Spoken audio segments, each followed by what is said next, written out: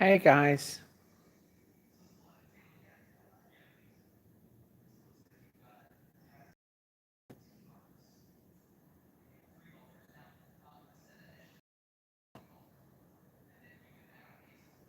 Hey Getty. Paul, g'day. Fridge, hello. Mark's Garage, g'day. You're early. Craig, hello. Mark Osborne, g'day. Russell Dold. Stephen Lang, good morning. Yeah, I'm about dead actually. It's,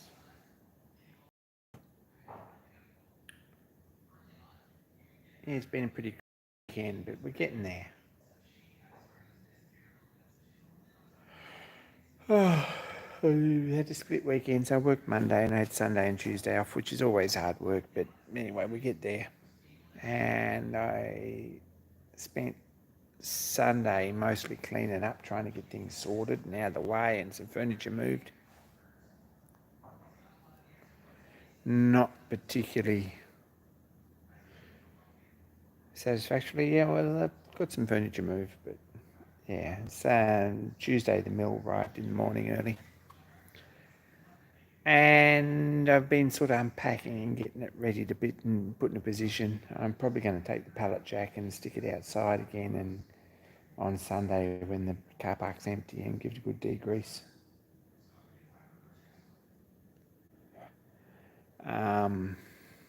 Rastanox, g'day. Kevin, g'day. Chips, g'day.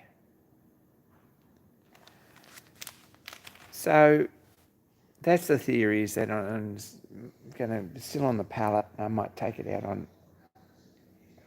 Sunday and give it a good degrease and clean up.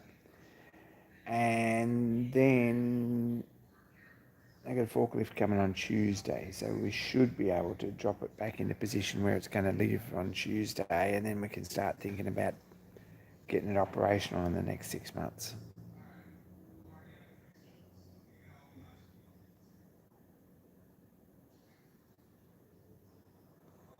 Lots of junk here everywhere.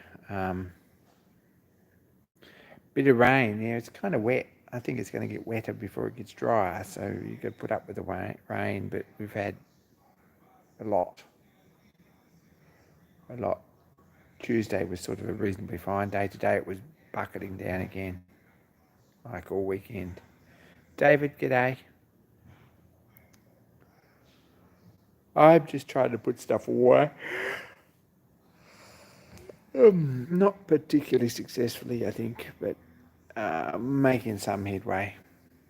Bill, g'day. Bill's got a sore head, and I'm sorry. What's happened this week? There's a couple more Toolfest videos come out of the woodwork. Go and check out that. I'm sure you already have, but you should go and check out the Toolfest 2021 hashtag. There's some cool stuff in there. Go and check them out. And also, while you're at it, and when you run out of things to watch, the hashtag Jacks for Max is worth a look. Some of these amazing people in this community, some pretty amazing people in this community actually, got together and made a set of jacks for Max Grant. It's awesome. You should go and check those videos out. They're starting to come through now. That's it, jacks for Max. One from Stephen Lang, one from Craig, one from Maddie. So that's pretty exciting. It's awesome. Go and check that out.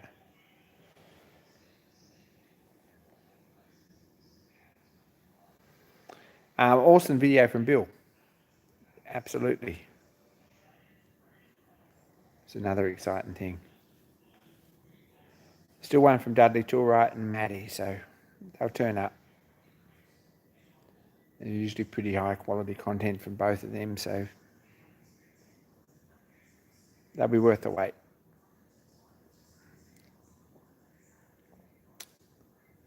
I got boxes of junk here everywhere.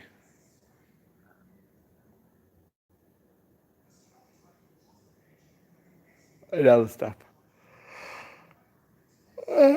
Bill's video is pretty good for first attempt. It's not too bad. There's one from Chirpy. Shamelessly promote your videos on here if you need to.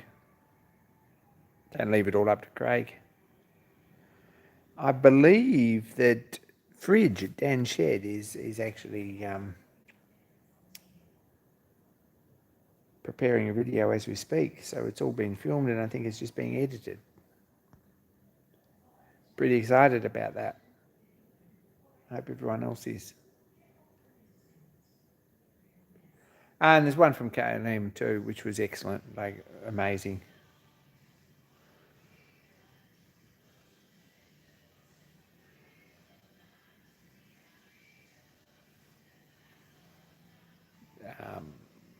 I better pitch in and give you a hand, Fridge, if you need it. I'll be around.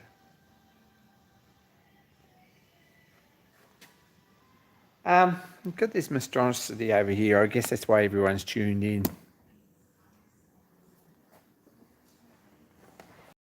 Junk here everywhere.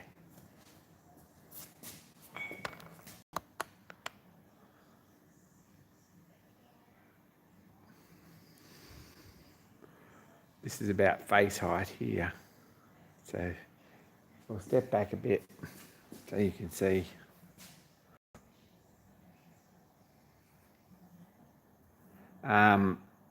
This one down here, don't ask about that. It's best if you don't ask this one. This is here. It needs a clean and a degrease. It's still on the pallet. We're going to flip the pallet off. I'm going to run through these sleepers here. I think we'll talk about the steel here in a minute. Run through these sleepers reasonably close, and then we'll just run a board along the edge to finish them up, and that'll get the footprint nicely. And then we've had a bit of a shuffle. So what we've got here is this locker that was up the other end is actually down here now. So all the stuff that was here has been put away and trashed up, stacked up slowly. That bookcase is probably going to go upstairs, or the shelf unit's going to go upstairs, and we might make another one. I unpacked all this crap off here, ready to go. Anyway, that's going in there against the wall, this mill. There's enough room there just for the mill. There's probably enough room with that bookcase as well, but the bookcase will fill up with chips, or the shelf unit will fill up with chips. So I really don't want that there. I'd be more likely to think that probably if there's room, there'll be a stock storage tray or unit there on where that shelf unit is.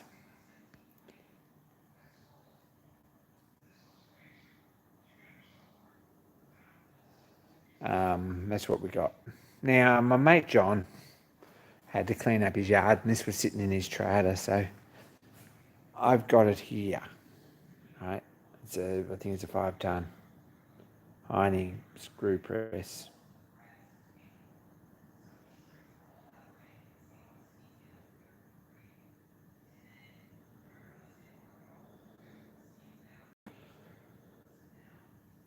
So here, I've got to find somewhere to put that in the next week or so. It's going to get used. It might need to be on a bench, but I don't know. We'll put it on a pallet quick, and I might borrow a mate's forklift and put it on something. I don't know. We'll see how we go with that. Still got to get my little kick press going, which is in bits.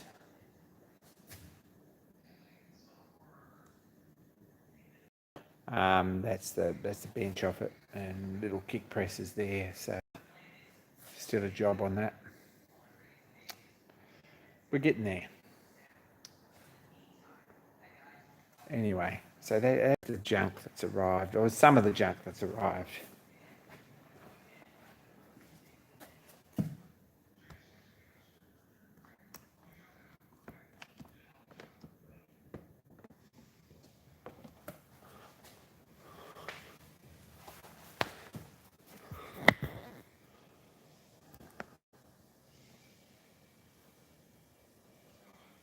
Tour of the mill. Coming from a school, how bad's wearing? It's never been any use. Let's have a look. Hey, Dudley. It wasn't from school originally. It's part of its journey. Hang on, I'll just shift this press out of the way a little bit.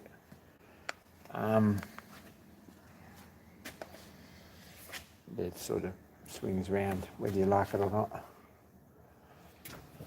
I don't know if you can see this. This gives you some idea of the history of it. Can we focus on that? Sorry, we're handheld.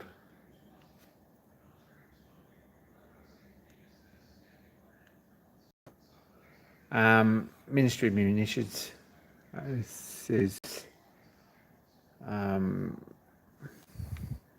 we're around here in the dark. It says this equipment is the property of Ministry of Munitions, Commonwealth of Australia, at a number. I guess that's World War II. It's a little bit later than that. I think this mill, end of World War II, rearmament in the 40s and 50s. That's where this mill started from. Dad's put a shelf on here, which is a really nice thing, actually. I've got plastic bags and stuff stacked up on it. But he's made a tin shelf and put a couple of brackets in under. It's a nice solid shelf. Good place to sit the dividing head.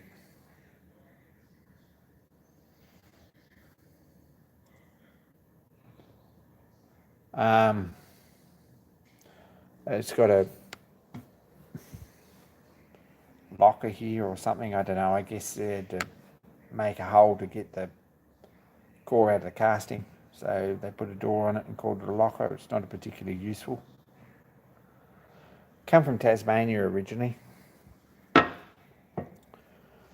As far as use, it's never had a lot. This is all really nice through here, front and back, sideways. It's pretty tall here. This is my head height here somewhere. It's pretty tall, but it's still sitting on a pallet, which is, 6 inches in black and white, 150 mil off the ground. Hey, Stuart. Hang on, we'll shift this press again. Try not to get collected by it as it comes back. So it's all pretty sweet. The carriage stop here is broken. I've got it there to be repaired. It's been 15, 20 years now since it broke, so I guess another month won't hurt. Don't have a vice for it. There you go.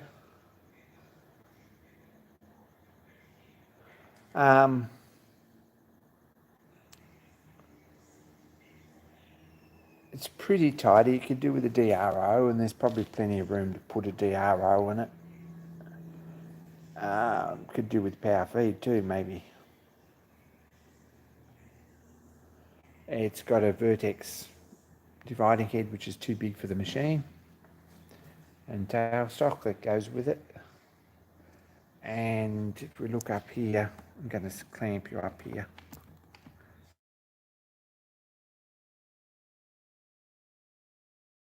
Probably, I don't know if this is. I seem to be zoomed in, but we can't zoom out, so maybe that's where we need to be. We've got, here we go. We've got quill feed here.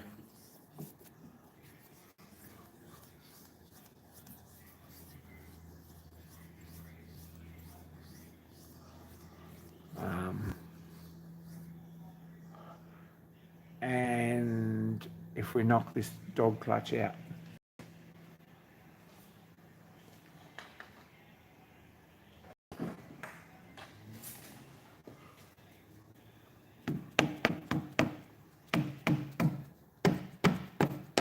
that way, like that.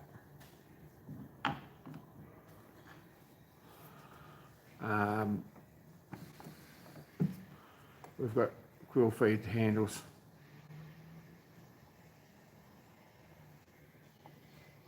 So for drilling.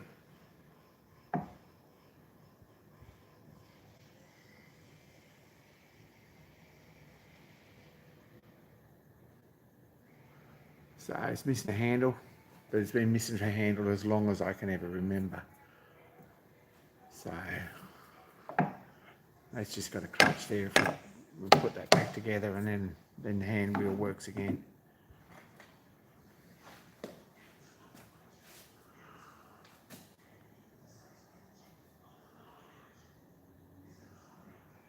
So there we go. We've got, oh, I don't know if you can see that.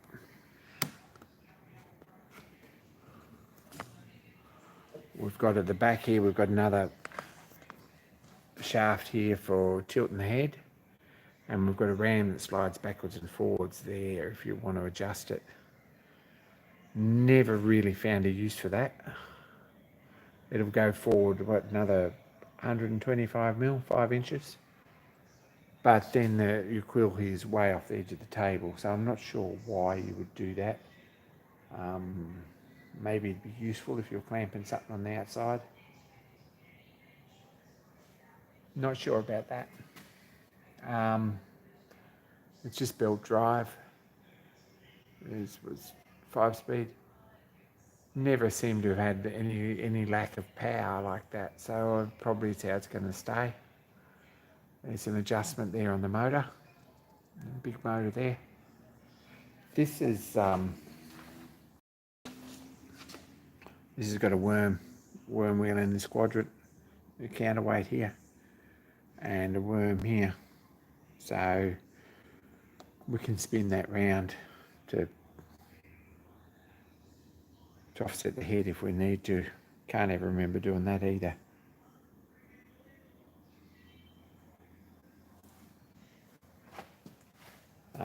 It's Allen West switch, Brighton, England, patent. It says fill dashpots with transformer oil to within ½ inch at the top. Don't know where the dashpots are. I have no idea about that, but that's what it says on the switch. There's a key switch too, which was part of its life at a school. Now, I imagine it was at the school between the 60s, and probably it comes straight from the government to the school, which opened in 1964, I think, from my history lesson, through to about 1993, 1994, when this machine was decommissioned by the school and Dad bought it. So might have been later than that, and it might have been 1998, something like that. But anyway.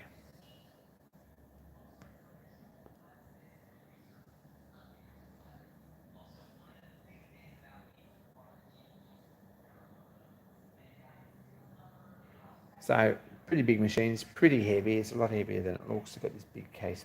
It looks like it should be top heavy. Really does. But big case base, no one can tip it over. So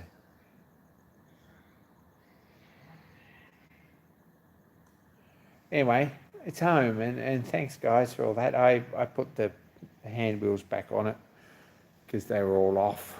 I was a bit scared about that. It was probably unfounded because it arrived in pretty good condition, not even any cuts in the plastic. So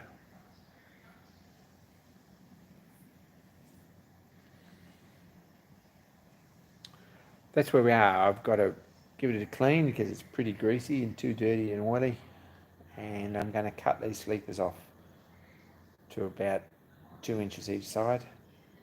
Run a reciprocating saw, circular saw or something through them, and then lift this off with a forklift and put it in the corner there and get rid of the pallet. So that's what we're up to.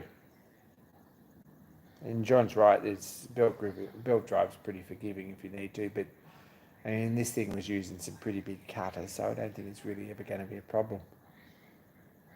It really was. If we have a look up here on the belt guard,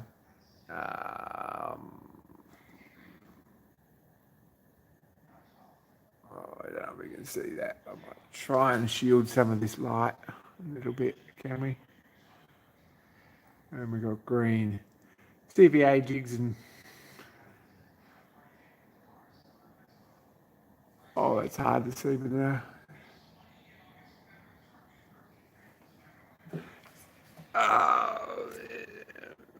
CVA jigs and moulds. Sorry guys. We dropped out there. Hove, Sussex, England, CVA number 79. Vertical mill die sinking machine. It's hard to read.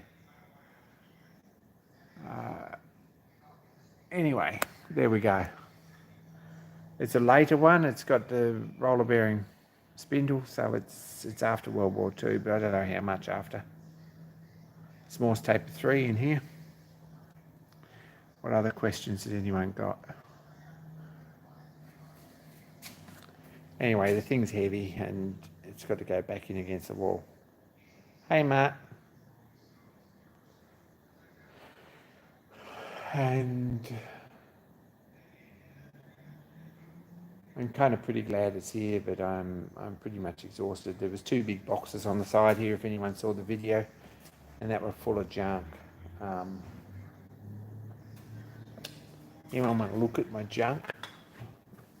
That doesn't sound right, but anyway.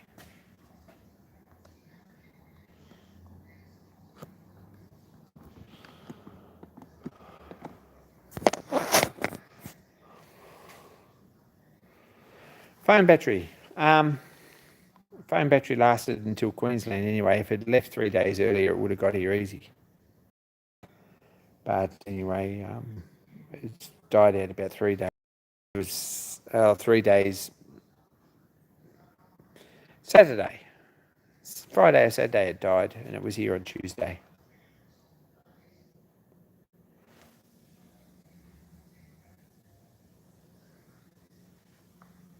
Take care, Casual Steel. A lot of things that I found that may or may not have been useful. There's an instruction leaflet for my diamond tool holder, which Dad gave me probably 5 years ago. So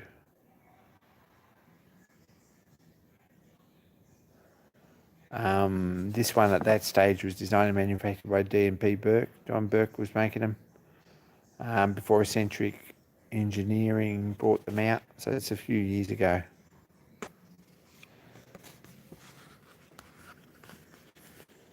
But it's how to set it up and how to grind it. So that's probably something that needed to come up. There's some nice razor hones and rub stones, which probably, if you know anything about me, was probably part of my life for a bit. But that one's I've got no idea what that is. It's a Arkansas, maybe. It's a natural stone. There's a nice little Norton that was Dad's. It's a composite stone. I don't know, there's button dies and taps. 5/8 intermediate tap. 5/8 UNF. Bottom tap. Slit and saw that was mine, I think, anyway. 3/16 per 24 Whitworth tap set. Little micrometer. Another 1-inch micrometer. M2.5 by 4.5 tap set, which was probably mine too. Automatic centre punch, which was probably also mine out of my box. So there were a few boxes like that. Quite a few boxes like that. It's mostly junk. Like I said, there's a end mill, it looks like. And what looks like probably a fairly vicious looking boring bar or fly cutter or something. Dad's made, obviously.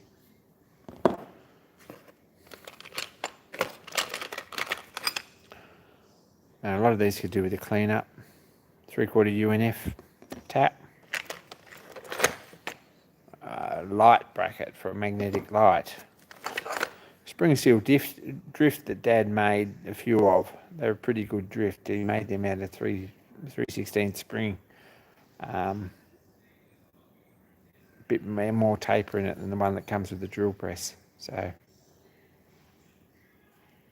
part of the mill gear.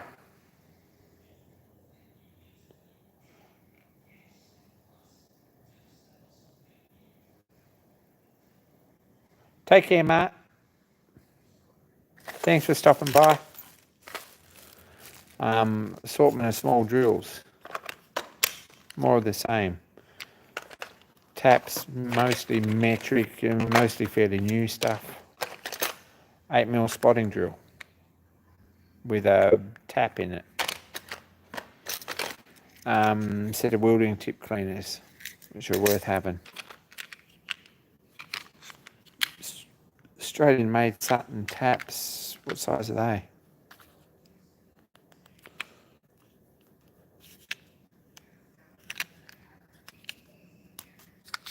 No idea. Probably M4, something like that. Good set of taps. There's a shell mill. Probably there's a shell mill arbor for that too. There's a couple of them they could do with the sharpen. Some big centre drill, which I may or may not ever use.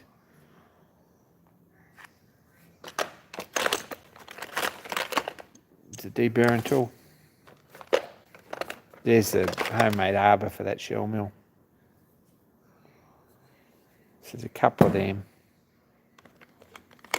A couple of bottles of Loctite and chip brush.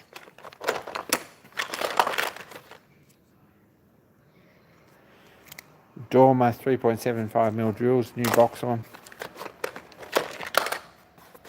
M14 by 1.5 intermediate tap, which you may or may not ever use.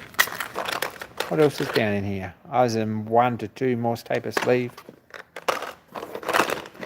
Anyway, there's a lot of that sort of stuff. I've got to find somewhere to put it, or put it away, or put it in boxes, or get it sorted out with my other stuff and get it into use.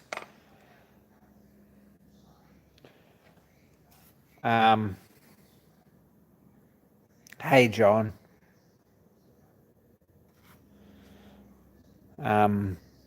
That's the arbor. It's got a pin across there to hold it in place to drive it. And don't think it's got a...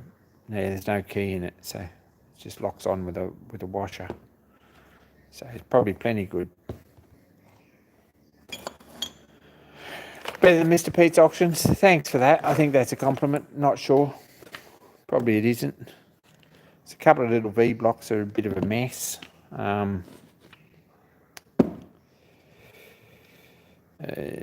They could do with the clean up, but they're probably for second blocks. They're probably all right.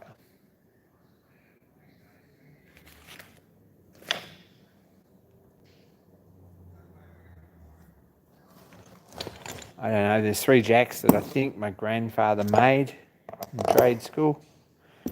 He was indentured to the tool annex in Launceston, which was the War Department tool and die shop.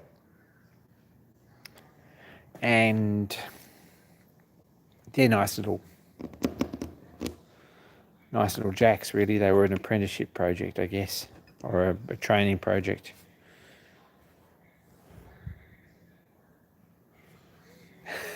Oh,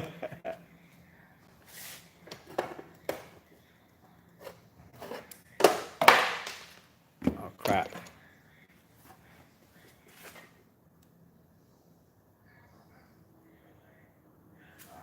There it is. Better pick that up before I lose it. There's a scribing block that he also made. I think that was probably part of the same deal. It was a training project for the tool annex. I disassembled it to bring it up here.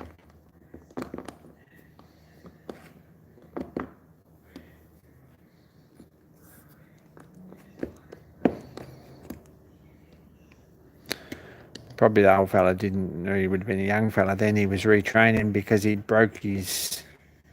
I believe that he broke his jaw in a sawmilling accident at that point. And he was retraining.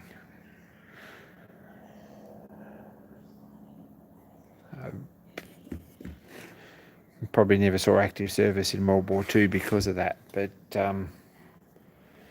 yeah, it's a nice little scribe block it could do with a clean up. But it's a pretty nice bit of gear, really. It's a good quality one. You're never rude, John. You're not that sort of person. It's a slitting saw arbor there. That's probably not much good. I think it came with the mill. It's got a nut for releasing it. It's pretty ordinary. It could do with a clean up and a bit of a tidy, probably, if I was ever going to use it. But probably it will end up being used like that because I needed it.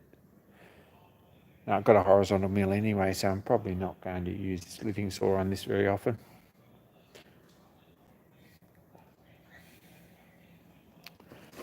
About a dozen junior hacksaw blade frames I brought.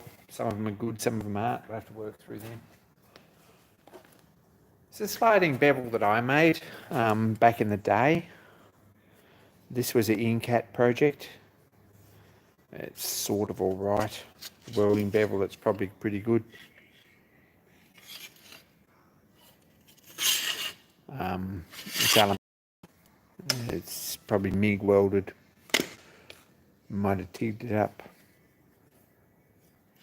and cleaned it all up, and it's not a bad thing, but Dad's been using that pretty non-stop for the last 20 years or 30 years or something. 25 years. So I thought I'd have that back too.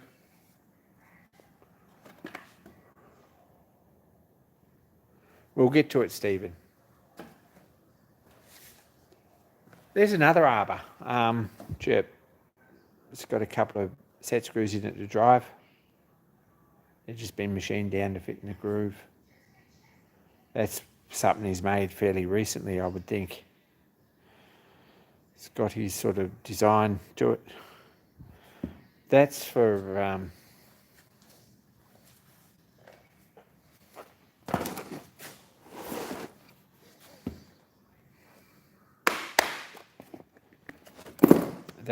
this side and face cutter. It's a pretty nice fit in there, actually.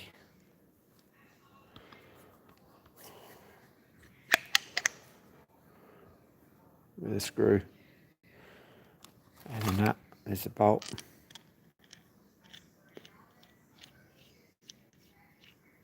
Take care, Kevin.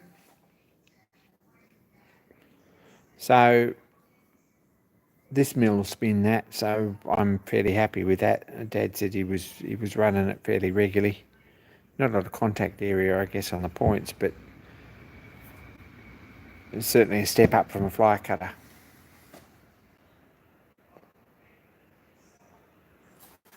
And there's a couple of sets of some extra screws and a couple of sets of inserts for it and torque spanners.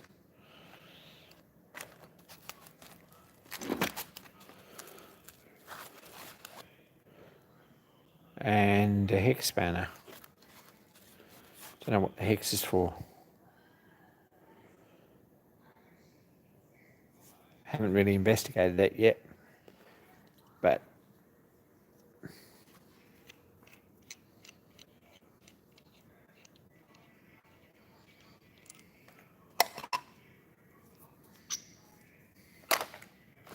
that's a pretty nice bit of gear.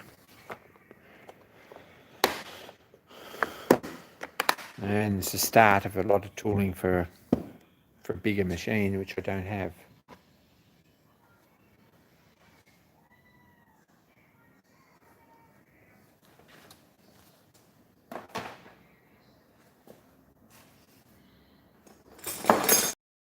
What other things? This is a gift from me.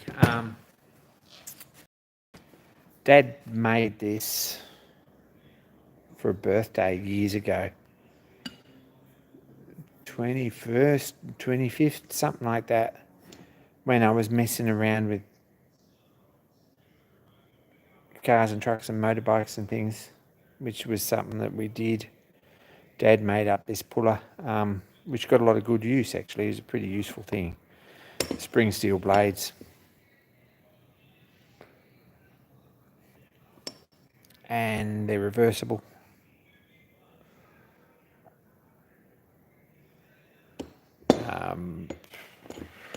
And this tensions them up, and then it's got this puller on it.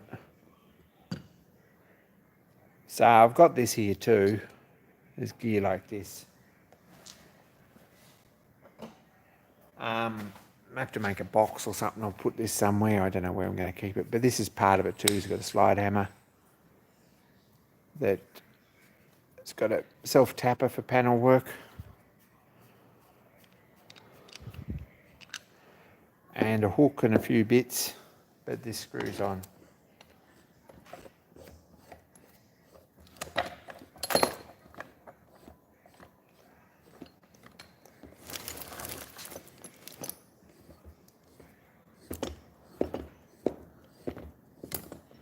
Here, so if you have got a pulley that's a bit tight, there's times that AAS would have been pretty useful.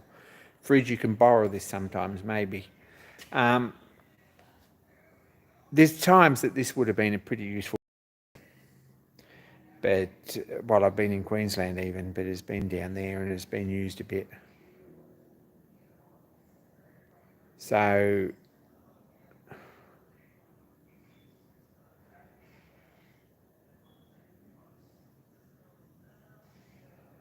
that's kind of awesome.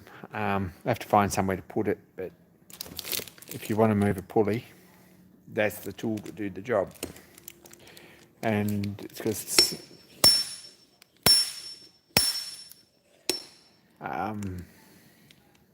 yeah, slide hammers bite. John, you're right. But this is a pretty awesome bit of gear. It's gold hammer tone. It's probably all we had. Or it was the flavour of the month. So it's brush on hammer tone.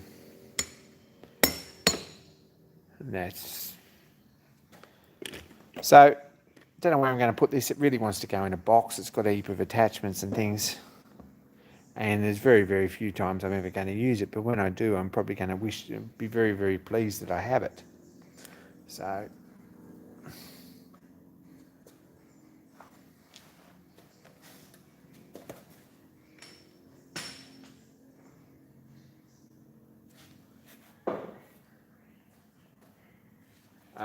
it's got a few attachments, like this one, spring steel with a hook on it.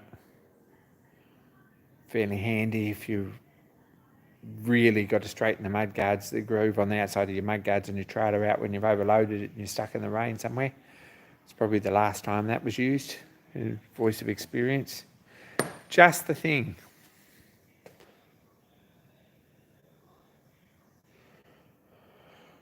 So that's something else that come that probably, if it never had a story to it, would have been left behind, would have gone to auction. But anyway.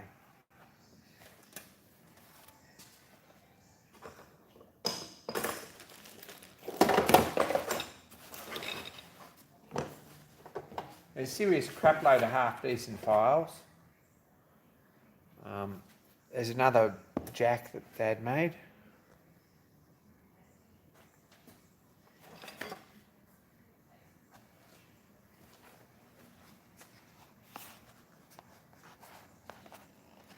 Get Craig to knock one up, yeah.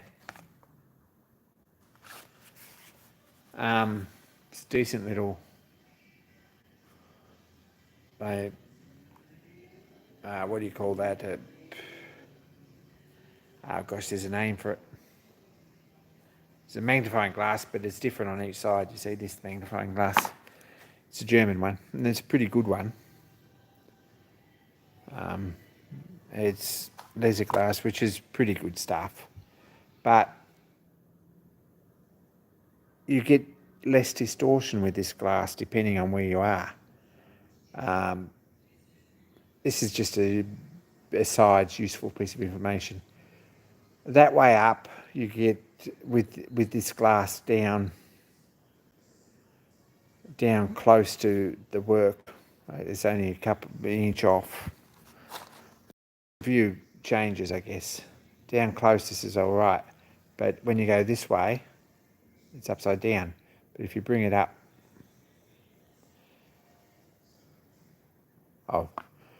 down close, you've got distortion anyway. When it's up that way, but you bring it up close to your eye and work there. Maybe the other way around. Anyway, one way it works down there and one way it doesn't. Yeah, you've got distortion there and not there. And the other way up, you've got no distortion there and you've got distortion there, maybe. Anyway, pretty nice little glass.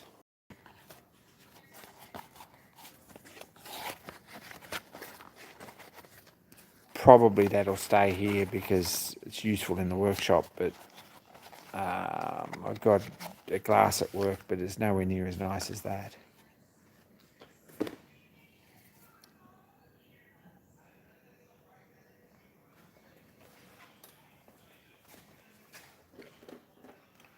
Dad's socket set come with me. I haven't even looked to see if it's all there, to be honest. Yeah, it is all there still. The plastic screwdriver, there's little drivers missing, and the plastic screwdriver broke, and someone's swapped that out with something. It looks like a snap-on, it's not, but it fits the box.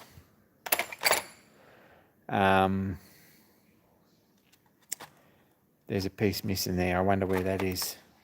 Probably I'll put it in somewhere, I think. But that's Minimax. The Japanese Minimax is really nice stuff too. Minimax is good crap, or it used to be. So I've got a socket set. I just knocked that puller over.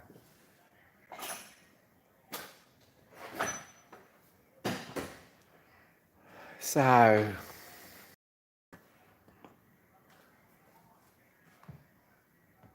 don't know. There's a little surface plate, test plate there. Don't know where he picked that up. I think it was a gift from an old friend of ours. I've seen it before in his workshop. So that gentleman's I'm not sure if he's even with us, but it'd be nice to have that.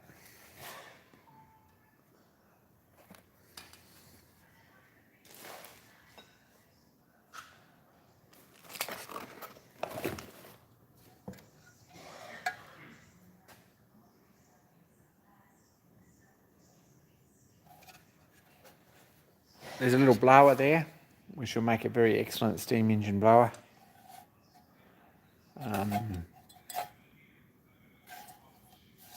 Should be excellent for raising a draft in a little engine. So I thought we'll have that. It's probably why I sort of gathered it up to start with years ago.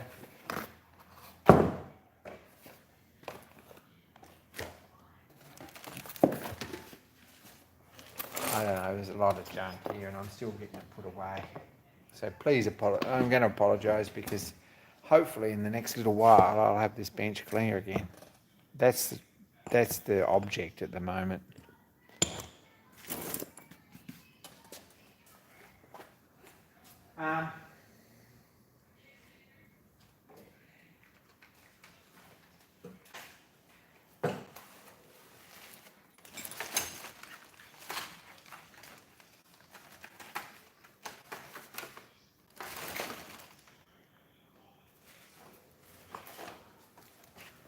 This I haven't even opened yet. This was also my grandfather's, I believe.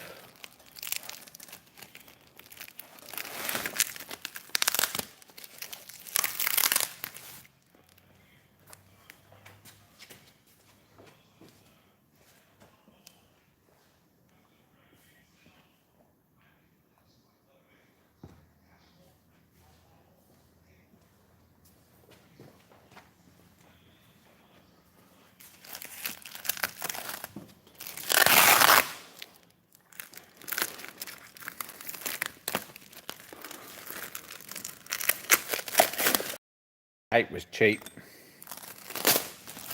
And this was on the outside of the box because there wasn't enough room really for it inside the box, and I didn't really want to put it on the plane. So basically you had a block of wood on each end with a couple of cable ties around it, wrapped up in an old bag, and it made the journey pretty well.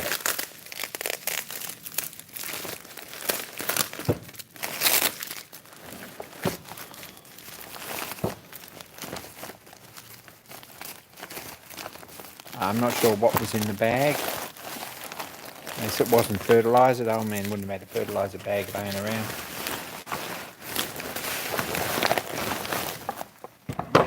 It's a wooden box.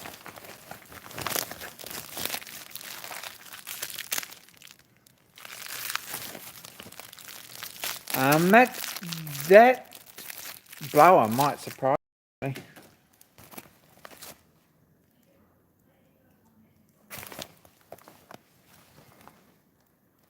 What's up with the GoPro landed there, that's where it ended up. The plastic bevel gears were on Dad's shelf. I had no idea why he bought them. No project in mind, but we've got some, I reckon they're about 3-to-1 plastic bevel gears. There you go.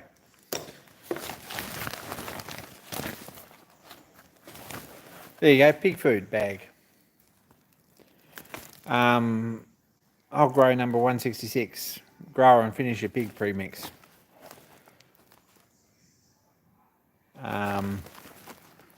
Specially formulated premix for addition to all pig feeds to assist in the prevention of vitamin and mineral deficiencies.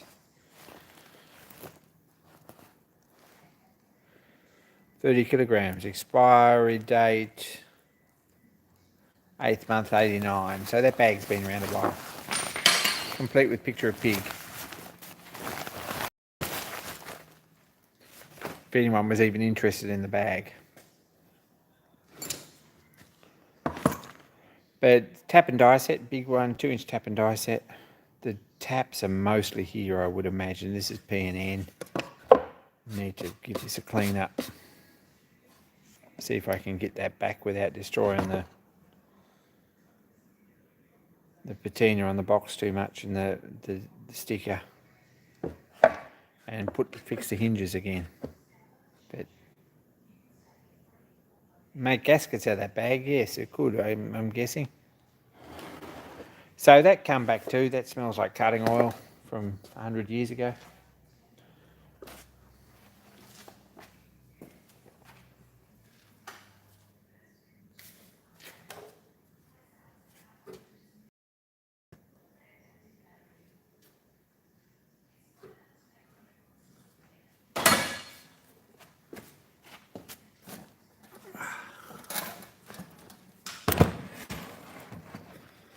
I don't know if this is a good idea, putting this on the bench or not. Probably it's not, because there's not really enough room for it.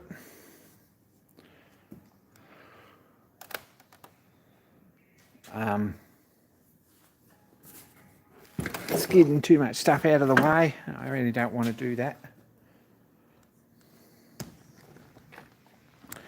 But I bought this off Dad's estate. Hey, Mike from Cornwall, good day. So, TIG welder. No idea what all this does. I know what some of it does. It's been a long time since I used one that was... Probably never used one with this many knobs on it. Hey, Jim. The pilot tools is higher than the camera, and that's a bit of an issue, yes.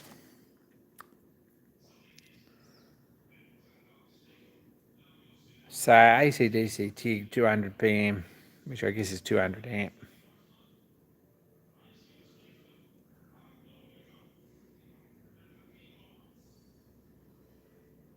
Mike's right on, I'll say that again. You ran me through the controls. Yeah, I sort of know what they do, but we'll see. We'll get it sorted. Jacks for Max. Say that again. You should go and check out that.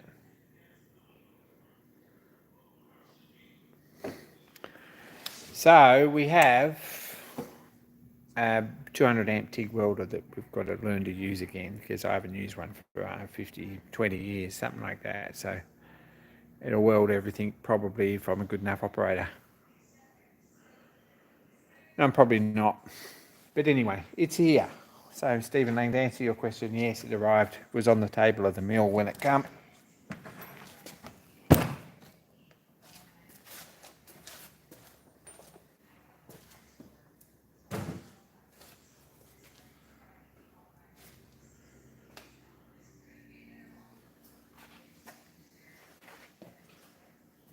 So there we go.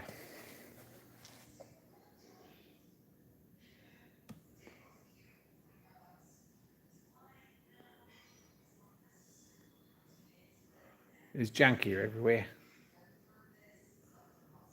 And I need to do something about it to tidy it up, but I'm not really particularly good at that at the moment. We'll get there. Brought this back up too.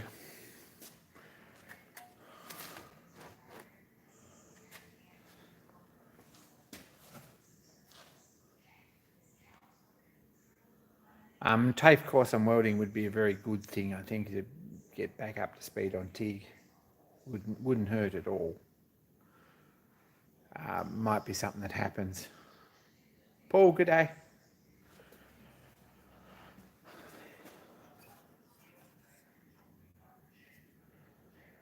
So this isn't actually the fanciest one they make now.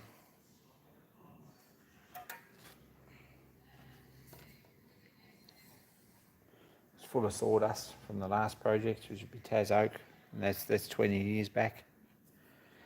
Bought this years ago to do some work for my sister on her 21st for her 18th birthday. I made her a hope chest. And it was a joint project, but we made her a hope chest, and I bought a lead dovetail jig to do it.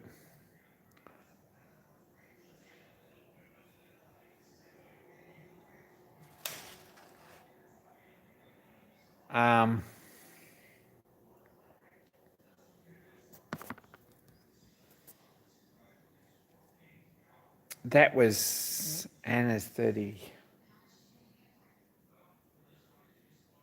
I was 16 or 17 years old anyway.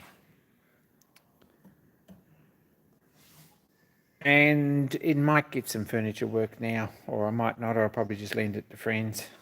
But I've got a Lee D4 metric. I think it's a metric dovetail jig. I think it's a metric one.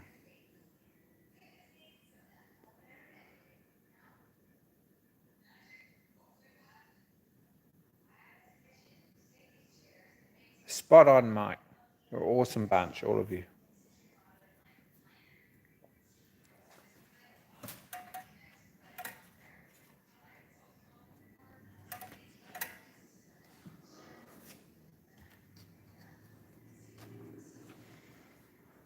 I can't remember how to operate this.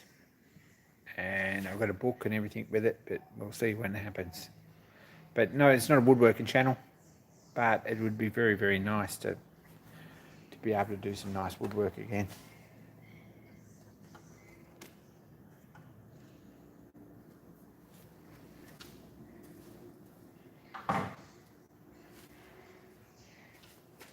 There's also about 10 kilograms of TIG welding wire over there, TIG welding rod, and there's a lot of consumables, things like that.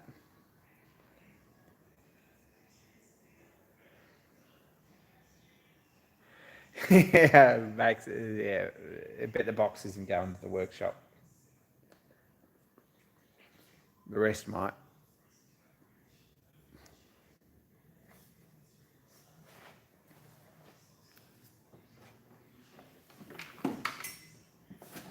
Got myself a little angle grinder, which I had never had, so I've got, it's a pretty nice bit of gear, soft start angle grinder. Nice quiet one at this stage. Dad had angle grinder in one hand from as sort of as small as I can remember him. And usually soft start Metabo. That was his sort of machine. And when I cleaned up, there was probably, I don't know how many we count, 6 or 7 dead ones that are just completely worn out. So I've got a leather jacket too, my old leather jacket from years ago, welding jacket, which I lent to Dad too. I got that back, so anyway.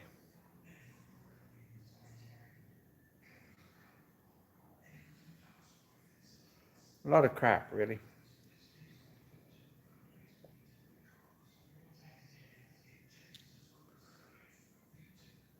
A few projects made their way back. I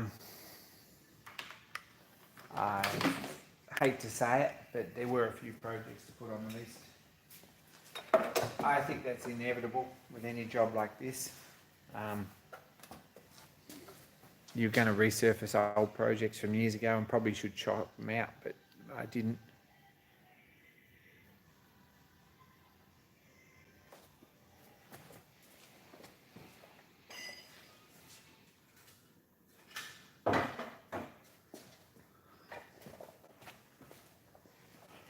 This one's got a bit of a story.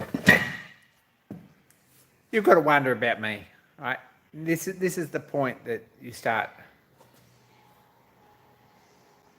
wondering about me.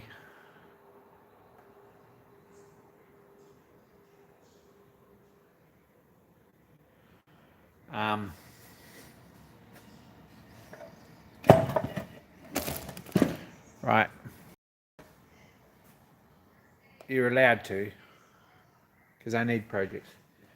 This rock cover, right, come from Rose's Tier. Mine timber camp on Rose's Tier. In my childhood, one of the places that we used to hang around a bit. It was off of Leyland 6.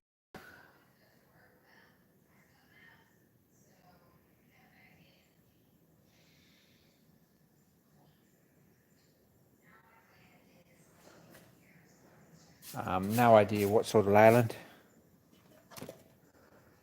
This is Leyland Motors.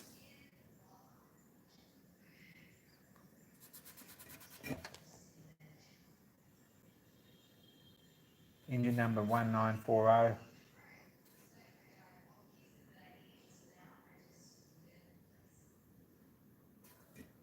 Taper clearance 40 thou.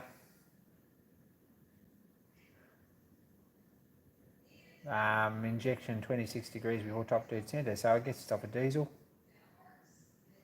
Firing order 153624, that's how I know it's a 6-cylinder. Early diesel truck, so it's got to be 30s, I guess.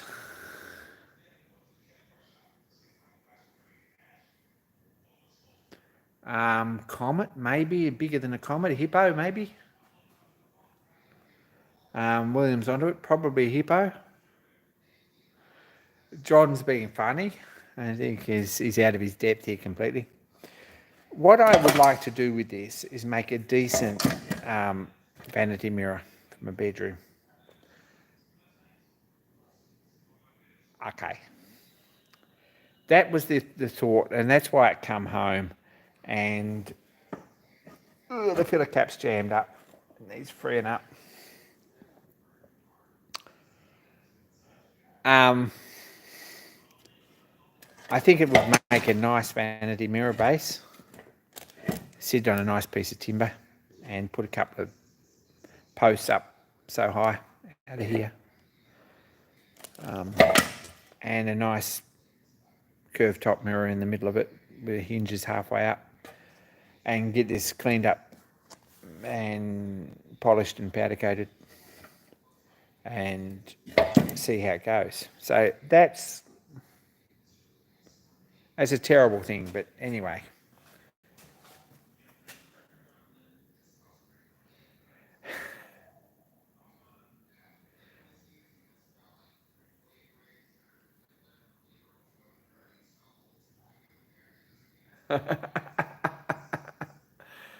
Anyway, that's where we're at, and this might be a really nice project to do at some point. But I think it'd make an awesome mirror, and I've got room for a decent vanity mirror on my dresser up there. So this is a project that might happen. It really wants to be King Billy Pine. There we go. I'm not sort of putting too many caveats on it, but King Billy, or Fiddleback Myrtle, because when I collected this, we also collected a myrtle log, but the myrtle log I never even thought to look for. So there was enough myrtle to actually build this to come with it, but that was the idea, but I have no idea where that is.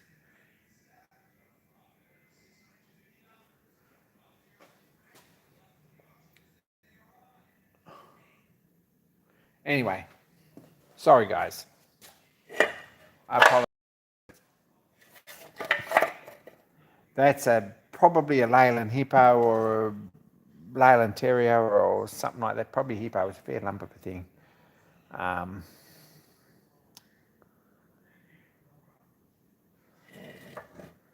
Probably you could trace the engine number and work out what it actually was. But anyway.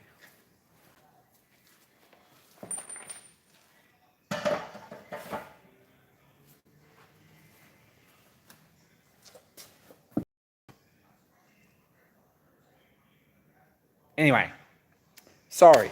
I don't want to.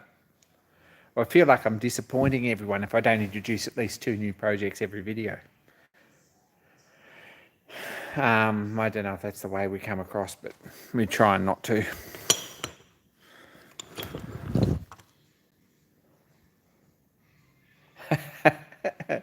Now, in the middle of all this, right, this whole revamp and collect stuff from Tasmania and my dad passing away and moving house and so forth and so on,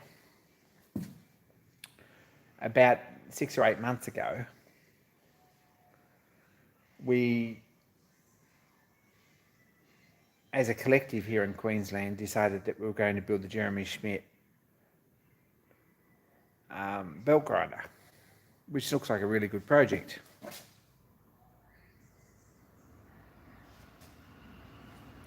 However, nothing happened and nothing happened and nothing happened, and I felt pretty good about just ignoring that for a bit. And we did.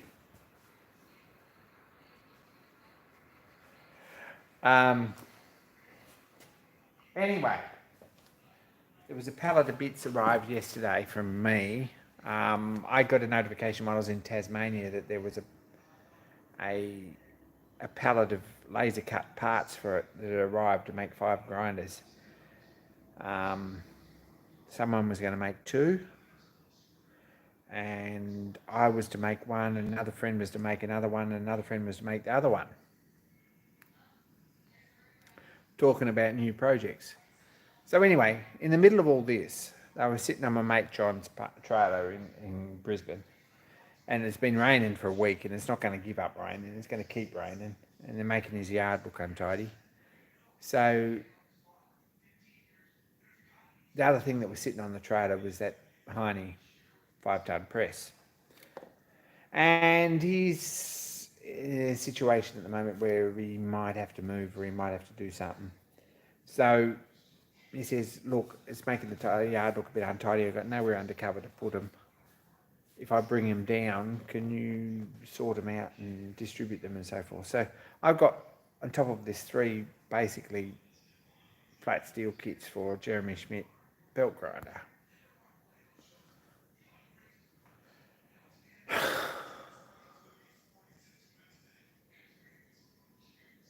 Big sigh there, right? Now, it's not a cheap project, and I'd happily sell my project out nearly, except that it'd be a very, very useful thing to have. Like, it really would.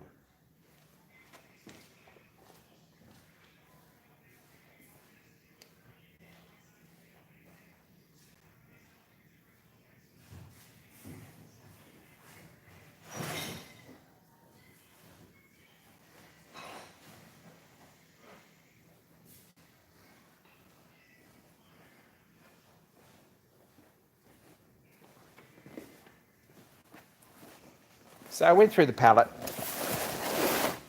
and sorted into 3 lots. And that's the flat steel. So it's all laser cut. It's all pretty nice, 8mm laser cut. There's one of the tables. All the brackets.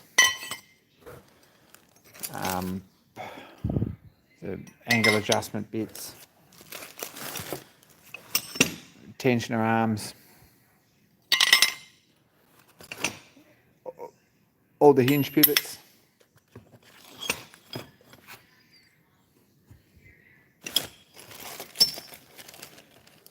All the little bits.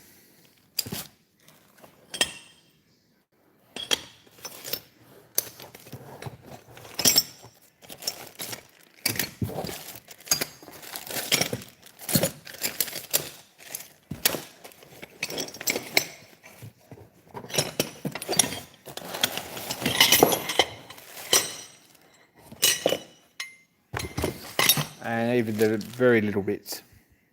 They're 10mm by 10mm by 3mm. So it's all there, ready to go. It's missing the main plate sections and a couple of lengths of flat.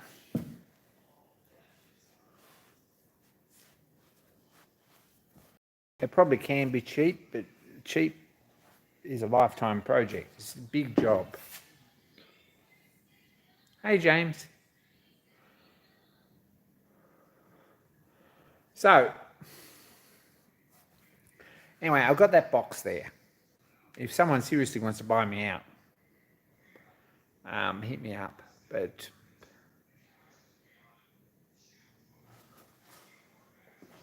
I got Craig while I was in Tasmania. I found an old car axle, which isn't metric, unfortunately. It's inch, so I'm not sure how that's going to work. But I found an old car axle and Craig chopped it up for me, which was awesome. So I've got the bits of 40mm solid or the 38mm solid, and whatever I do with that, whether I make the tubes a bit smaller or whether I find some 40mm by 40mm RHS, which is probably strong enough, like a square tube, or whether I hang out for some. Craig, you're mad. Okay. We'll see. But whether I hang out for some 40 by 40, I don't know. I think this is a bit small and a bit rattly. If you go into the trouble.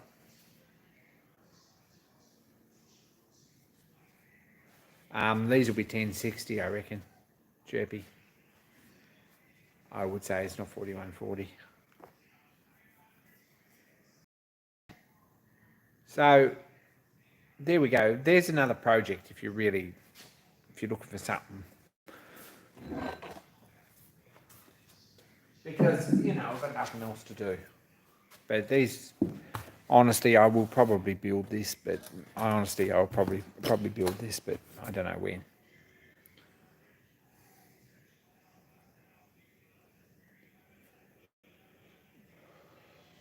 True, Chirpy, we shorten it up a bit.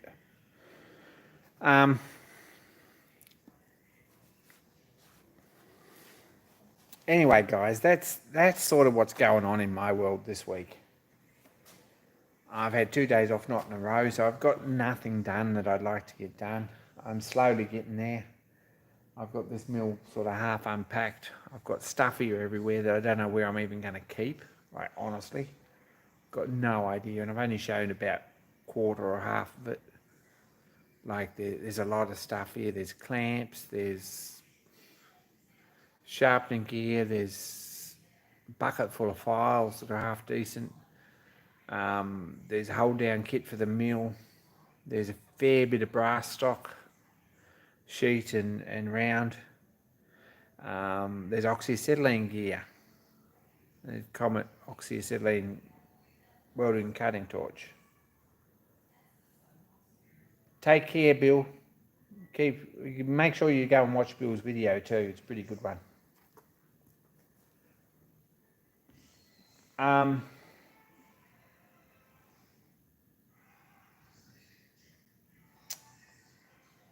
the rest of the Land Rover. Yeah, I didn't bring the Land Rover. I am not as yet at the level of craziness that I'm going to buy a beat up Land Rover and rebuild it. Have I got plans or drawings for it? Yes, I've got a book printed out, but the plans are available from Jeremy online, and I've got a copy of those. I've bought a copy off him, so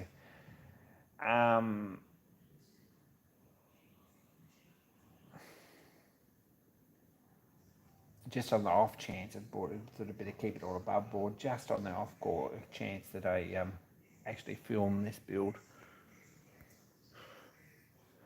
But it's probably a good welding project. No Land Rover, no Leyland truck. There was a very pretty little 4-ton Thornycroft for sale here in Queensland or in northern New South Wales recently, and I basically hit myself over the head with a cricket bat until I decided not to do that. So we're saved from that one. Love a vintage commercial, but it's probably not going to happen, at least not in full size. So here we go. Anyone got any questions?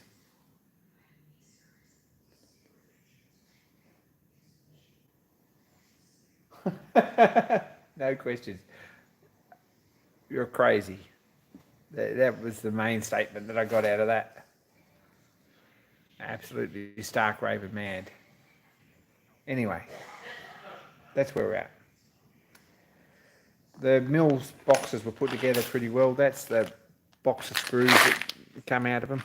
So we didn't skimp on the wood screws with that. What's for dinner and what are we having? I don't know. I'm having dinner soon, but I haven't got a clue. I haven't even thought about that.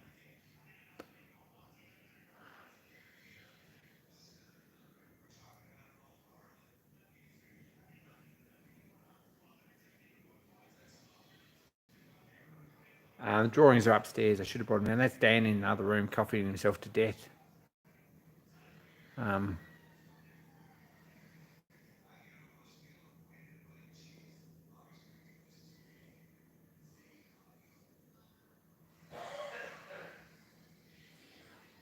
It's anyway, it's reassuring to know he's still alive.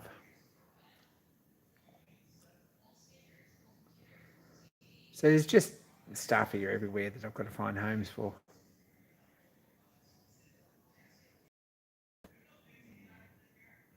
What's the little wood box that's on the side? It had Imperial taps in it in my workshop. I never ever got round to putting them away, so it's empty. I now have an Imperial tap box which I'm working through, so we're slowly getting things put away, which is really good. That's something I've been doing. Overnight here is going through all these taps and putting them away. Yeah, he's a smoker. Don't know if it's exactly like you. What's the machine on the floor in the top left of the frame? Oh, the machine on the floor in the top. Oh gosh, it's just one of those things that I picked up a little while ago and it's been sitting around. It was on top of a cupboard and I took it down. It's a milling attachment for a small lathe. Now, it's probably available free to a small home, to a good home. It'll fit on just about any small lathe that's got T-slots on the saddle. It's got a spindle and it needs a motor on it. I think you could fix up something pretty good. It's all height adjustable and it's got a pretty decent Morse taper spindle in it. And it swivels as well. So an old friend made that and gave it to me. And why it didn't go with the lathe when he sold that, I'm not sure. Can you see it? Can you see it close? Oh, it's pretty heavy and pretty dirty, but yes, I'll shift this. Hang on. I'll put this away. Give me a second. I'm not going to put it down here on the floor.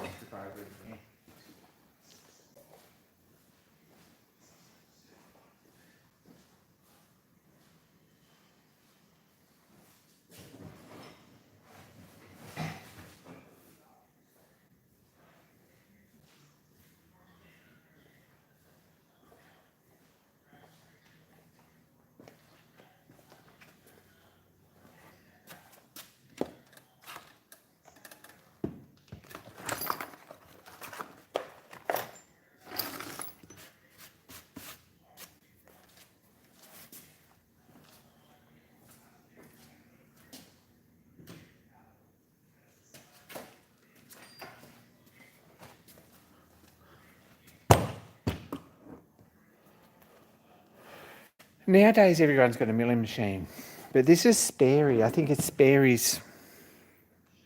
This gentleman was a toolmaker and a good friend, and he built himself a few dream projects. He built a Ruston Proctor 1/3 size traction engine and never ever steamed it. It's a bit of a pretty, he just looked at it. And he built it himself, Mr. Sperry's bench lathe as a project, and it turned out really nice. Now this is, I think it's probably the Sperry drawings for the attachment for it. He gave this to me because he thought my lathe didn't have a milling machine, which I didn't at the time, but it won't fit my lathe and it's not much good on it anyway. So it's got a plate that goes on this end with a locker that bolts down, and that bolts on your compound or on your cross slide, or on the back of your lathe somewhere, or across the bed. I think maybe that makes more sense. It's adjustable up and down. Got proper little handles with graduations on them. It's got I think it's a half decent spindle with a Morse taper in it, and a collet chuck with adjustable preload and stuff here. It must have some sort of this is your up and down feed, I think. It had before I brought it up here and it was too heavy, it had like a DC motor out of something on it with some pretty awful wiring. So you could probably put another motor on here, no problems at all to run it. The tooth belt. So it's sitting here until I decide to either throw it out or strip it for parts or make something else out of it or find a place to put it. Yeah, same guy. In the 70s, I think, the late 70s, about volume 150s, somewhere in there, 150s, 160s, just from memory. L.H. Sperry.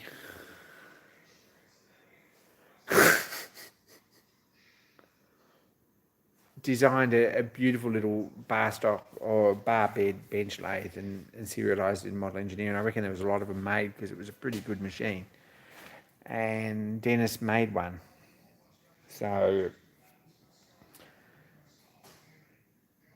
this was part of it. So I ended up with that.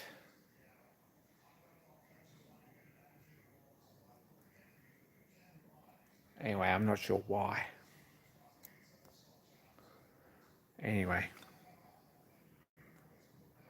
The same guy gave me the little grinder centers that I made my dividing head out of. So it was it wasn't a completely wasted deal.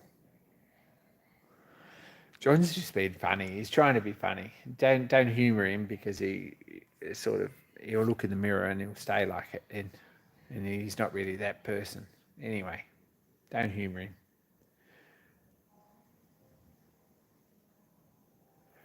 So, geez Louise, I don't know. I really haven't got a clue what I'm going to do. Except find some homes for stuff and get back onto projects. It's what I really want to do.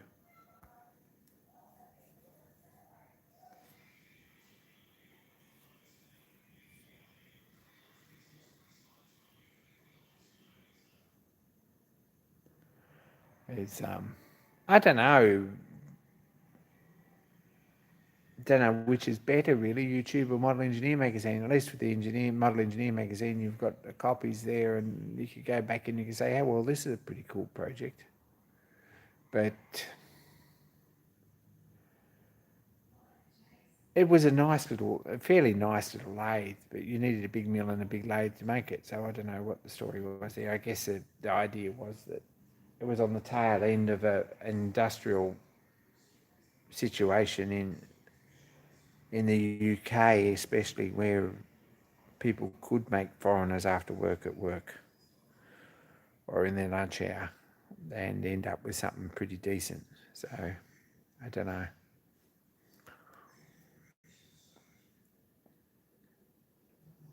It's also really heavy, just so you know. Anyway, they're all things that are going down.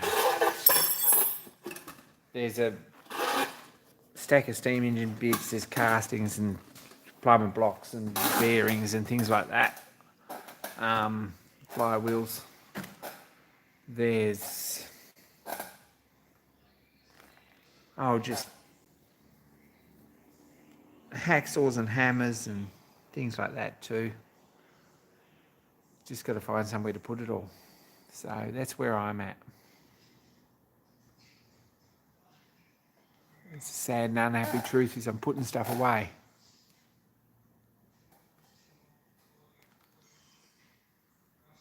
And thank everyone for Toolfest 2021. There's some good videos. Mine wasn't one of them.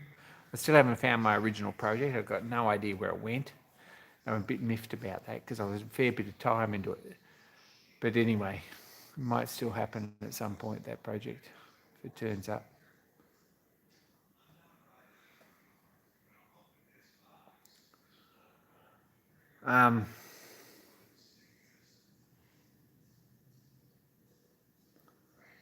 Yeah, I don't know.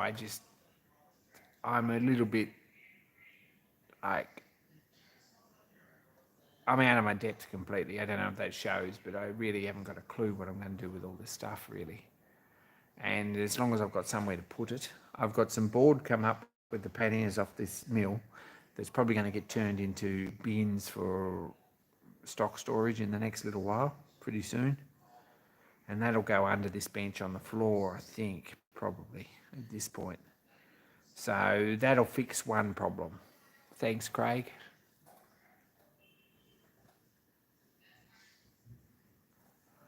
Foreigners with a lookout. Yeah, that's right. I bet that's how a lot of Sperry lathes got it.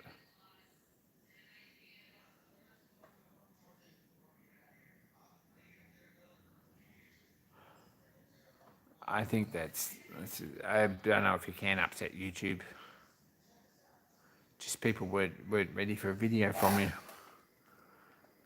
because it's too soon.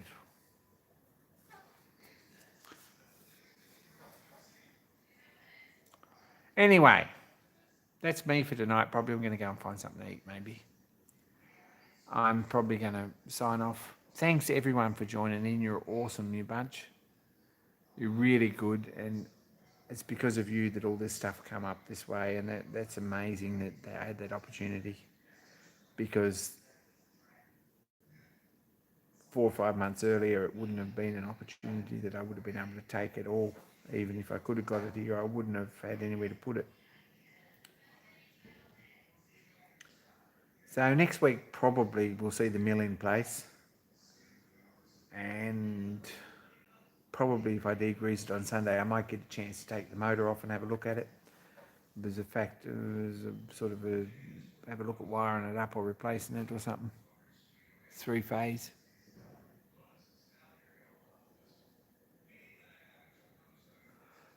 Anyway, take care, guys. Be kind to each other, especially to me. You're an amazing bunch. Check out the Jacks for Max hashtag. Check out Dan's shed because he's got a video coming out. If I've got to go down there and personally edit it for him, I will. Because he's got some good content. He's a nice guy. Check out Bill's video. He'll have another one coming. Probably Craig's going to go down there and personally do it for him rather than wait for it, but we'll get there. There's some other awesome stuff in the Toolfest 2021 videos. Nice guys, people have made things. I'm still finding them now, so check out the hashtag.